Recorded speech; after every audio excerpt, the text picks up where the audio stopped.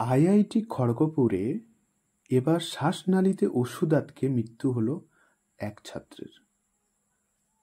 এই বছর মোটামুটি 5 জন পড়ুয়াকে হারিয়েছে খড়গপুর।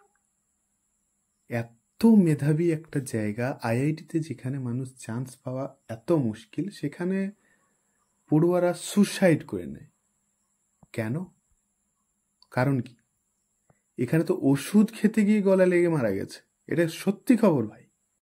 খোঁজ নিলে দেখবেন ছোট্টবেলা থেকে এই ছেলেগুলো শুধু বই নিয়েই থাকে। খেলাধুলা, ঘোরা, মেয়েবাজি করা, আড্ডা দেওয়া, এদের এসব কিছুই নেই। মা বাবা শুধু শেখায় পড়। তারাও পড়ে পড়ে বিশাল ডিগ্রি অর্জন করেছে, লক্ষ লক্ষ টাকা ইনকাম করে। ছেলেদেরকেও সেই যেটা চায় সেটাই দিয়েছে ছোটবেলা থেকে। কি চাই? দামি ফোন চাই, দিয়ে দিল। এটা চাই, ওটা চাই, যা চাই তাই দিল। তারপর এরা যখন এমন একটা জায়গায় আসে যেখানে বাইটটা দেখে, যে কোথাও কোনো মেয়ে না বলে দিল, এদের সেন্টিমেন্টে লেগে যায়। এরা তো দেখেই নি না, তখন কি করে? এরা সুসাইড করে নেয়।